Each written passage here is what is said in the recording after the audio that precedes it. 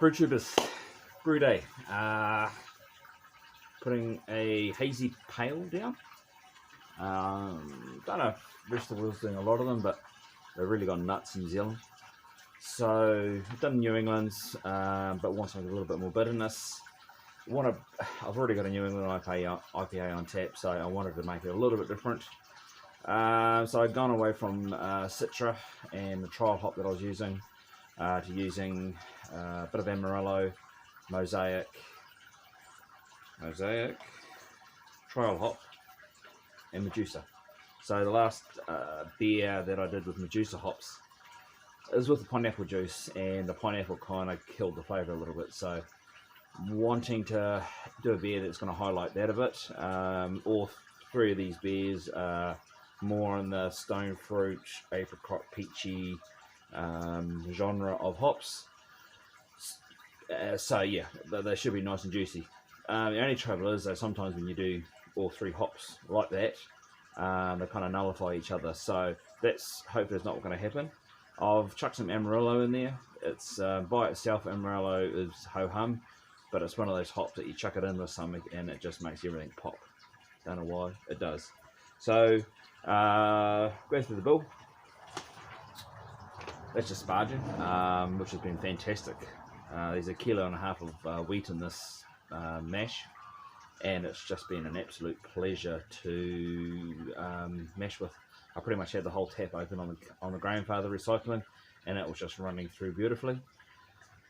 And I'm putting that down to a new hops that Gladfields has come out with called Big O.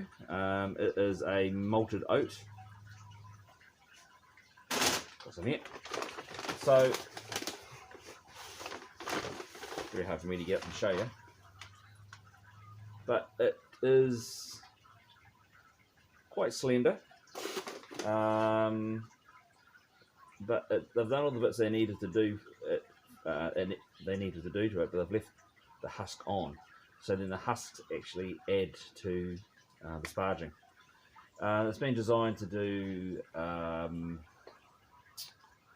New England IPAs, which have a lot of wheat, and they also recommending it for stouts and porters, which yeah, they work, which is kind of what I'm going to get into soon. So I for the bill, let's even run through. We'll have to pause this in a minute and run some water through. So Gladfields ale malt is 4 kilos in that to start off with. 1.5 of Gladfields wheat, just a normal wheat. 0.8 of Gladfields Big O. I was a little bit short on the naked oats, golden naked oats, so I had made up the difference. I usually put 1 kilo of oats in, so I've gone 800 of Big O and 200 of the naked oats, and then 0.5 kilo of Gladiator malt. Gladiator malt from Gladfields again is a dextrin malt. They kind of recommend that if you're going to put multidextrin or lactose into a brew, it's kind of 1 for 1. So I was thinking about putting 0.5 kilo of multidextrin in, so I put 0.5 kilo of Gladiator. So yeah, helps with head retention and everything else. Yeah, should be good. Now hops. Again, I said there's at 10 minutes there's 40 grams of Amarillo going in. Yum. At 5 minutes, 10 grams. At 5 minutes, 10 grams of Mosaic. It's a high alpha hop, so I don't want to put too much of it in and get too much harsh bitterness. I'm trying to make it relatively smooth bitterness if I can. Pretty massive hop stand. I've got trial hop 4337, Mosaic and Medusa going in. So what have I got? 40 grams of trial. Trial hop, they generally recommend you put it on the cold side of your brewing, so hop stand and through your dry hopping is better. 20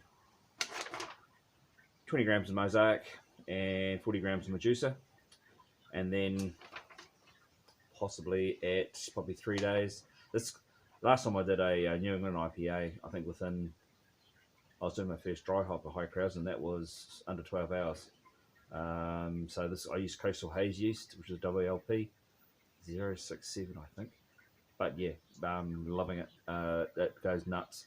Doing a decent sized starter goes in, so it's about a 3 litre starter goes in for the yeast, and it just cranks, it goes. So within under, I think it might have been 8 to 10. It was at High Krausen, so I already had the dry hop in the bottom of the Firmzilla ready to go. Purged that and then released it into it, and it went nuts. So dry hop will be, won't very long. That dry hop will be 60 grams of trial hop, 60 grams of Medusa, and 70 grams of Mosaic. So grunty as dry hop, so it should be good. It's about 300 and no, it'd be more. Sorry, I was thinking 320 grams, and that's might be close to 340. But I wanted hoppy, so yeah, hoppy with a bit more bitterness, but still want that nice hazy look to it. So this malt mix, I've had good experience with it before, so I'm pretty confident it's going to work. The yeast will do its bit, and the dry hopping should work well. So I'm hoping for a really good outcome on this. Beer is called Medusa's Madness because I'm using Medusa heaps at the moment, trying to suss it out a bit.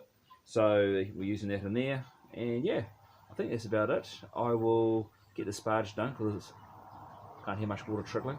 And yeah, we'll get on with the brew. First cock up today. Did do a mash out, so busily had to put that basket back in, and I'll leave it for 10 minutes now at 77. So not a biggie. It's all sorted. So right, we finally sorted the sparge out. It's just finishing off. We'll up the temperature in a minute. So just sort of open up get a small glass off. That's the other Medusa beer that I did. That was a Corona beer put onto pineapple juice. Yeah, it's 3 weeks now in the keg. I'm trying to leave it alone. It's supposed to be for a mate's party, but was 19. It's probably down to 15 now. But yeah, it's still really, really good.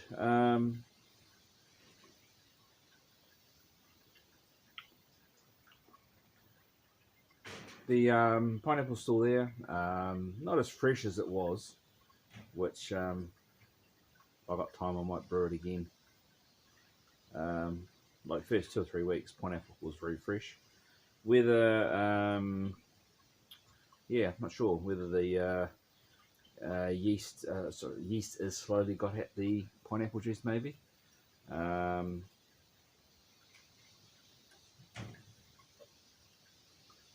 Still getting aroma and taste of the pineapple, but it's just might have gone up a little bit in alcohol. It's so yeah, maybe I need to up those Campton tablets and the metabosulfate a little bit. It's not even an issue at the start, but you know, getting 2 or 3 weeks in now, yeah, a little bit not whiny. Yeah, you get that whiny taste when you add a lot of fruit juice into beer.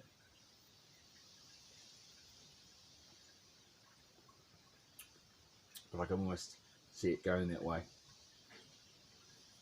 Okay, live and learn. I'll I might up it a little bit. I think I put it's a teaspoon and a half, and might have been two. Actually, hang on, I've got a recipe in front of me. Just going through a bit of paperwork, actually printing some of my recipes off. You kind of get a bit lazy and rely it being on whatever app, and then your app buggers out and you lose all your recipes. So I have been printing them off. So good old grandfather. So on the notes, what did I put? So I put 3 Campton tablets and 1.5 teaspoons of potassium sorbate. So maybe I need to go 3 Campton tablets and maybe double that potassium sorbate. I might try that on the next one. I'll definitely do it again. It was such a nice summer beer. Like, I could have finished it if I wasn't trying not to drink it. I would have drunk it all easily by now. But yeah, so I'll do that again, and maybe before the summer's finished. So right, we're just cooling it all down. Not a bad brew day. 3 points down on numbers, which a little bit annoying, considering I was really concentrating on the grain crush. on this one, so I was really trying to get it all crushed up nice and so that it was sparged nicely. So, and I gave it I think it was an hour and 20 on the mash anyway, so have to figure out why I'm still hitting my numbers a little bit low. But 3 points, I'm not going to grizzle too much, but yeah, but smelling really nice. Let's take that out, have a bit of a taste.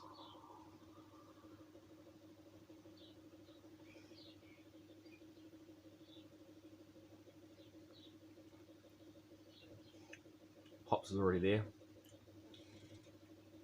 It's tastes very smooth.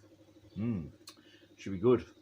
So got the yeast going behind. It was pretty late getting it sorted, but it was pretty much a 1 litre. A lot of slurry that I had in the fridge from a previous New England IPA I did, so I've chucked that into a bit of a starter and it's cranking up. So I'll probably give this a couple of hours in the firm fridge to cool down, and then I'll chuck that in.